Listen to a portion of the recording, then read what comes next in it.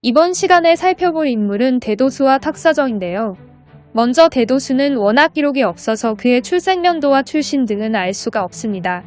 다만 그의 성이 대씨이기 때문인지 일설에 의하면 그가 934년에 고려로 투항해온 발해의 마지막 세자 대광현의 아들 혹은 손자라고 하는데요. 하지만 대광현은 당시 왕씨 성을 하사받았기 때문에 대도수가 정말 그의 후손이라면 대도수 역시 왕씨여야 정상일 텐데 아무튼 정확한 그의 가계는 잘 모르겠습니다. 그가 기록에 처음 등장하는 시기는 993년인데요. 993년 10월 요나라의 장수 소손영이 대군을 거느리고 고려를 침략하면서 제1차 요일전쟁이 발발하게 됩니다. 이때 소손영은 제일 먼저 고려의 봉선군을 쳐서 빼앗은 뒤 고려 측에 이러한 글을 보내 잔뜩 겁을 줬습니다. 80만 군사가 당도했으니 만약 강으로 나와 항복하지 않는다면 모조리 섬멸할 것이니 군신 모두가 속히 아군 앞에 어서 항복해야 한다. 80만은 당연히 과장이었겠지만 그래도 이러한 겁박이 통했는지 잔뜩 겁질린 고려 조정 내에서는 항복론이 대세를 이루게 됩니다. 심지어는 서경 이북의 땅을 떼어주자는 이른바 할지론을 주장하는 사람도 있었죠. 당시 고려의 6대 왕이었던 성종도 할지론 쪽으로 기울기 시작했는데요. 그런데 그 순간 서희가 나서서 항복에 반대하자 성종은 항복이 아닌 항전으로 마음을 굳히게 됩니다. 한편 수손영은 고려 측에서 아무런 반응이 없자 이번에는 고려의 안용진을 공격하기 시작했는데요. 바로 이때 중랑장 대도수와 낭장 유방이 요나라군의 공격을 막아내는 매우 값진 전공을 세웠습니다. 이후 서희는 소손영과 만나 그 유명한 단판을 짓게 되는데 아마도 대도수가 안용진에서 소손영의 요나라군을 막아내지 못했다면 서희가 소손영과의 단판을 통해 의미 있는 성과를 거두기는 몹시 힘들지 않았을까 싶습니다. 이후 대도수에 관한 기록은 보이지 않다가 제2차 요일전쟁이 발발한 시기인 1010년에 다시 등장하게 되는데요. 여기서 대도수에 대한 내용은 잠시 멈추고 이번에는 탁사정이란 인물에 대해 살펴보겠습니다. 탁사정 역시 기록이 없어서 출생연도나 출신 등은 알 수가 없습니다. 그가 기록에 처음 등장하는 시기는 1009년인데요. 1009년 1월 당시 고려의 7대 왕이었던 목종이 천추전에서 발생한 화재를 계기로 병에 걸려 들어눕자 탁사정은 유방, 하공진 등과 함께 목종의 침전 앞에서 당직을 섰다고 합니다. 하지만 얼마 뒤 서북면 도순검사 강조가 정변을 일으키기 위해 5,000명의 군사를 이끌고 개경으로 쳐들어오자 탁사정은 하공진과 함께 강조의 편에 가담하게 되죠. 이렇게 해서 강조의 일파가 된 탁사정은 이후 동북지역의 군대를 총괄하는 동북계 도순검사가 된 것으로 보입니다. 그러던 중 1010년에 요나라의 황제 성종이 40만 대군을 이끌고 고려를 침략하면서 제2차 요일전쟁이 발발하게 되는데요. 성종이 이끄는 요나라의 대군은 고려의 통주에서 강조의 30만 고려군을 격파했습니다.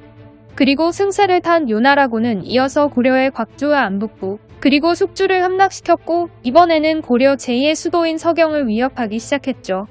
그리고 바로 이때 앞서 살펴보았던 대도수와 탁사정이 이 서경에서 함께 싸우게 됩니다.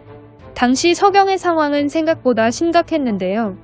서경의 책임자인 원종석이란 인물이 요나라의 항복을 택하면서 청안의 분위기가 몹시 뒤숭숭했기 때문입니다. 오로지 현종의 명으로 동북면에서 먼저 서경에 도착한 지체문 등만이 항전을 위해 고군분투하고 있었죠. 이후 탁사정이 동북면의 군사들을 이끌고 서경에 도착하자 그제서야 서경성은 드디어 항전 태세를 갖출 수 있었습니다. 한편 당시 고려의 8대 왕인 현종은 상황이 불리해지자 일단 시간을 끌기 위해 요나라 측의 항복 의사가 담긴 표문을 올렸는데요. 그러자 요나라의 황제 성종은 고려 측이 진짜로 항복할 줄 알고는 마부호란 인물을 개성 유수로 망팔이란 자를 부유수로 삼은 뒤 을름을 보내 기병 1000명을 거느리고 그들을 호위하게 했습니다. 또한 한기라는 인물을 시켜 기병 200명을 거느리고 서경으로 향하게 했는데요. 이후 한기가 서경성 북문에 도착하여 이렇게 외쳤습니다. 황제가 어제 유경, 무의 등을 보내어 조서를 가지고 와서 효유하였는데 어찌하여 지금까지 전혀 소식이 없느냐. 만약 명령을 거역하지 않는다면 유수와 관료들은 와서 나의 지시를 받으라. 그러자 이 말을 들은 탁사정은 지체문과 모의한기, 휘하 장수인 정인 등에게 곧장 날랜 기병을 이끌고 성 밖으로 나가 공격하도록 명했고 그 결과 한기와 그가 거느리고 온 요나라 기병 100명을 사살하고 나머지를 모두 사로잡는 전공을 세웠습니다. 또한 탁사정은 지체문을 선봉으로 삼아 성 밖에서 을름의 기병 1000명을 공격하도록 명하여 또 그들을 대파하였죠. 기록에 따르면 탁사정의 지휘로 연달아 승리를 거두자 성안의 민심이 조금이나 안정되었다고 합니다. 하지만 얼마 뒤 요나라 성종은 을름에게 다시 군사를 주어 서경을 공격하도록 명했고, 을름의 군대가 서경을 향해 진격해오자 이를 발견한 척후병이 성으로 돌아와 이렇게 보고했습니다. 적병이 안정역에 와서 진을 쳤는데 그 형세가 매우 강성하다. 이에 지체문은 즉각 탁사정에게 이 사실을 알렸고, 탁사정은 승려 법원과 함께 직접 군사 9,000명을 거느리고 성 밖으로 나가 임원영 남쪽에서 요나라군 3,000명의 목을 베는 대승을 거두었습니다. 이처럼 이때까지만 하더라도 탁사정은 매우 훌륭하게 서경 방어를 지휘하고 있었던 것으로 보입니다. 하지만 상황이 점차 불리해지면서 그의 본색이 나오게 되는데요.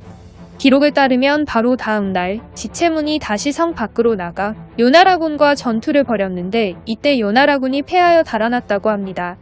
그러자 성 안에서 그걸 지켜보던 장수와 군사들이 갑자기 앞다투어 나가 달아나는 요나라군을 맹추격하기 시작했는데요. 하지만 추격 도중에 마탄이란 곳에 이르자 후퇴하던 요나라군이 갑자기 방향을 돌려 욕습을 가하였고, 이에 그들을 추격하던 고려군은 결국 대패하고 말았습니다. 이후 요나라의 황제 성종은 서경성을 포위한 뒤 자신은 서경성 서쪽의 절에서 수경했는데요. 이처럼 상황이 급격하게 불리해지자 탁사정은 슬슬 겁이 나기 시작했나 봅니다. 그는 당시 서경에 있었던 대도수를 불러 이렇게 말했습니다. 그대는 동문으로 나는 서문으로 나와 앞뒤에서 공격하면 이기지 못할 것이 없다. 그런데 탁사정은 이 말을 한 뒤 밤을 틈타 휘하 군사들을 데리고 성에서 나와 도망쳐 버렸습니다. 한편 대도수는 탁사정의 말만 믿고는 군사들을 거느리고 동문으로 나가는데요. 하지만 약속했던 탁사정은 나타나지 않았고 뒤늦게 자신이 탁사정에게 속았다는 걸 알게 되죠. 즉, 탁사정은 자신이 도망칠 시간을 벌기 위해 대도수를 속여 그를 요나라군에게 미끼로 던져주고는 그 사이에 혼자 도망친 겁니다.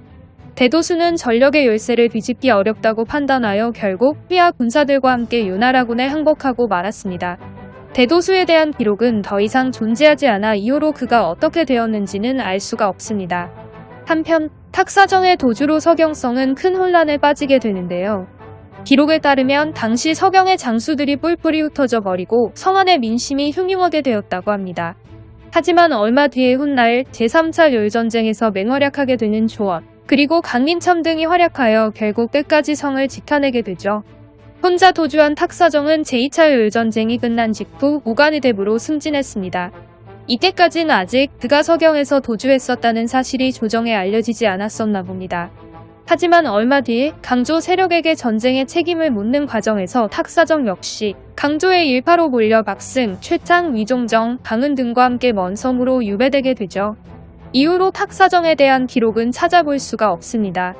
탁사정은 하공진과 많이 비교가 되는 인물인 것 같습니다. 강조의 정변 때 두 인물 모두 강조의 편에 가담하였지만 하공진은 이후 현종의 목숨을 구한 뒤 요나라의 볼모로 끌려가 죽임을 당하면서 고려의 충신으로 남게 되지만 탁사정은 대도수를 속여 그를 사지로 내몬 뒤 혼자 도망쳤고 이후에는 유배까지 떠나게 되니 말이죠.